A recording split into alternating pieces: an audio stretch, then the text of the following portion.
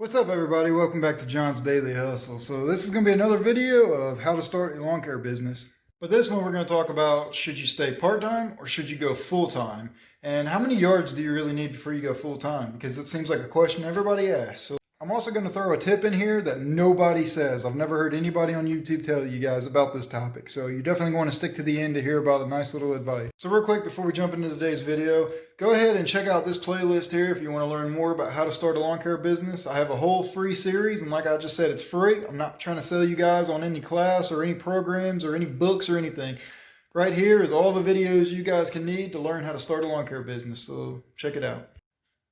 Alright, so not everybody jumps into this full time, which I don't recommend you do anyways, but who am I to tell you what to do? So I got started part-time and I still had a day job. You know, I was an electrician before I got going. And as you guys know, you can click right here and check out my setup, but I got started with a basic setup and I just pushed a mower into the bed of a truck.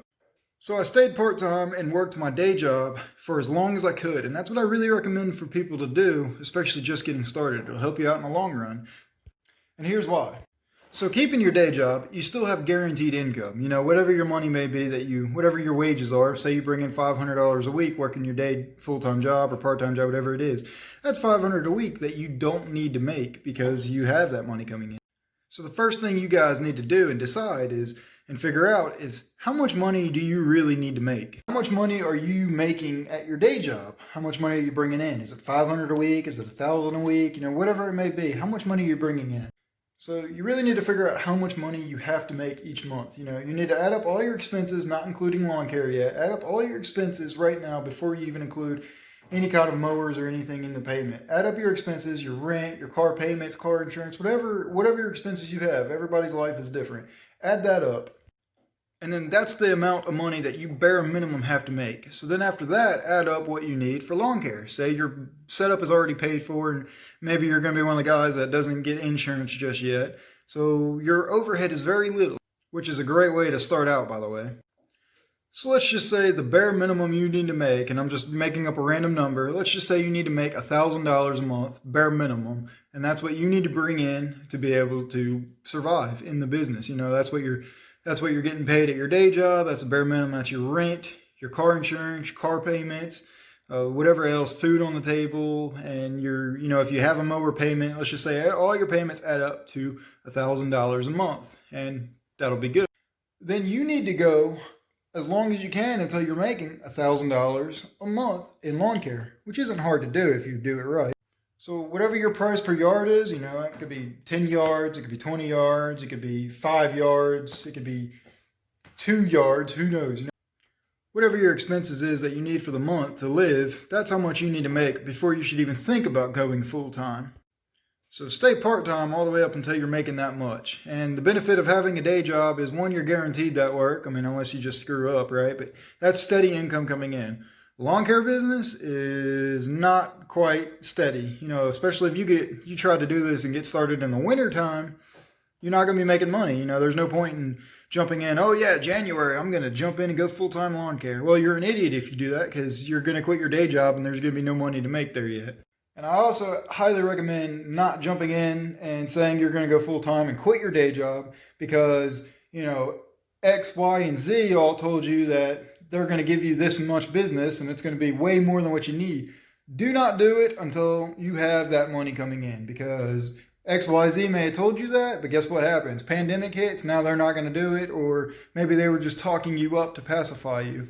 And that always happens. So until you actually have the money coming in and you physically have it in hand or in your bank account, do not count it as money going towards, oh yeah, I need to make this much. Because if that makes sense, I know that was a little confusing maybe, but don't count it if you don't actually have it. So this is why I was saying everybody's situation is different. Some people need to make $1,000 a month. Some people need to make $10,000 a month. You know, who knows? So this is where it comes down to, there's no specific number of yards that you need. Because again, that falls back to your pricing for each yard, and then that falls back to your area. You know, certain areas you could charge certain more, certain parts of the country charge X amount per cut or X amount per cut, you know, whichever you're on the higher end, the lower end, and the median, and then whatever you need to make plus your overhead. If you're one of these guys that went out and bought, you know, a $50,000 setup between a truck and trailer and mowers, that's that much more you have to make. So say you need to make $1,000 to be able to put food on the table for your family. You have to make, what, $1,000 more a month or whatever it may be as overhead, not including, insurance or whatever it is for your business. So you have to make sure you're making what your business needs as well. Now, here's the one tip that I absolutely have to tell you guys, and I highly recommend. If you guys didn't watch any of this video, I hope you're watching this part right now, because nobody is telling this, and nobody told me this, and now my wife and I are having to suffer from this mistake that I made. So here's what it is. Do not, and I absolutely mean do not go full-time if you're trying to buy a house or land or property or whatever it may be. But if you're trying to buy a house, or have a mortgage, I should say, do not go full-time yet. Here's why. Because that will absolutely mess you up when it comes time to buy a loan. Now, I'm not a financial advisor. I'm not a financial expert. This is just my experience and what happened to my wife and I. When you go full-time as self-employed, they want 2 years of your expenses, of your tax returns for your self-employed business before they consider your credit or your income for your house loan. Now, that's not saying you still can't get a house. That just means you're going to have to put a lot more down to get that house to make up for the credit that they're not taking or the income that they're not taking from your self-employed income and credit coming in, if that makes sense. So I absolutely recommend, if you are going to buy a house, like I keep saying, make sure you do it while you still have your day job, and they will consider your credit and your income then. And then after you get the mortgage, or after you get your house paid, after you get your house finalized and you actually moved in and, you're paying your mortgage, after you got that set up, then go full-time, screw it, then go full-time.